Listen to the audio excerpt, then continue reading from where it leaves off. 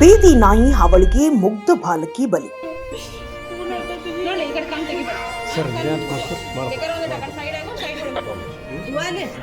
ಹೌದು ವೀಕ್ಷಕರೇ, ಬೀದಿ ನಾಯಿಗಳ ದಾಳಿಯಿಂದ ಗಂಭೀರ ಗಾಯವಾಗಿ ಆಸ್ಪತ್ರೆ ಸೇರುವವರ ಸಂಖ್ಯೆ ರಾಜ್ಯದಲ್ಲಿ ದಿನೇ ದಿನೇ ಹೆಚ್ಚುತ್ತಿದೆ.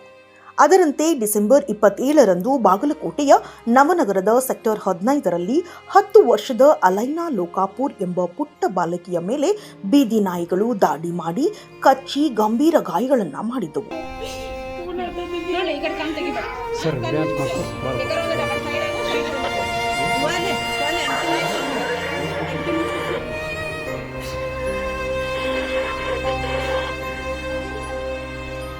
ಬಾಲಕಿಯನ್ನು ಬಾಗಲಕೋಟೆಯ ಜಿಲ್ಲಾಸ್ಪತ್ರೆಗೆ ದಾಖಲಿಸಲಾಗಿತ್ತು. ತದನಂತರ ಹೆಚ್ಚಿನ ಚಿಕಿತ್ಸೆಗೆ ಹುಬ್ಬಳ್ಳಿಯ ಕಿಮ್ಸ್ ಆಸ್ಪತ್ರೆಗೆ ರವಾನಿಸಲಾಗಿತ್ತು. ಆದರೆ ಇಂದು ಬೆಳಿಗ್ಗೆ ಚಿಕಿತ್ಸೆ ಫಲಕಾರಿಯಾಗದೆ ಬಾಲಕಿ ಅಲೈನಾ ಲೋಕಾಪುರ್ ಕೊನೆಯುಸಿರು ಎಳೆದಿದ್ದಾಳೆ.